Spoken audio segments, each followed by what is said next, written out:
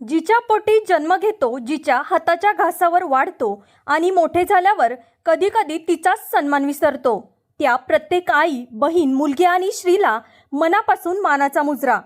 जागतिक महिला दिन विशेष. स्त्री म्हणजे काय तर मायेचा सागर, कष्टाची सवय आणि संकटात उभा राहणारा खंबीर. घरात आई असली की घराला ऊब असते, बहीण असली की घरात हसू असतं, पत्नी असली की संसाराला आधार मिळतो आणि मुलगी असली की घरात भविष्यातील उजेड जन्माला येतो. आपल्या महाराष्ट्राच्या पवित्र मातीत अशा अनेक महान स्त्रिया जन्माला आल्या, ज्यांनी समाजाला नवी दिशा दिली. मुलींना शिक्षणाची दारे उघडून देणाऱ्या क्रांतिज्योती सावित्रीबाई फुले यांनी समाजाचा विरोध सहन करत मुलींना शाळेपर्यंत नेले. आज लाखो मुली शिक्षण घेत आहे, त्यामागे त्यांचा महान संघर्ष उभा आहे. अनाथ निराधार मुलांना आईची माया देणाऱ्या सिंधुताई सपकाळ यांनी स्वतःच्या दुःखावर मात सहन करत हजारो मुलांचे आयुष्य घडविले.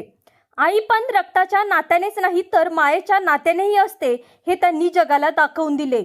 आणि स्वराज्याचा महान आदर्श घडविणाऱ्या माता जिजाऊ, ज्यांच्या संस्कारातून घडलेले श्री छत्रपती शिवाजी महाराज आज संपूर्ण जगासाठी प्रेरणास्थान आहेत. एका आईचे संस्कार किती मोठा इतिहास घडवू शकतात याचे ते जिवंत उदाहरण आहे. पण दुर्दैव असे की आजही काही ठिकाणी मुलगा मुलगी भेद दिसतो. महिलांची संख्या घटत चालली आहे. थोडा विचार करा.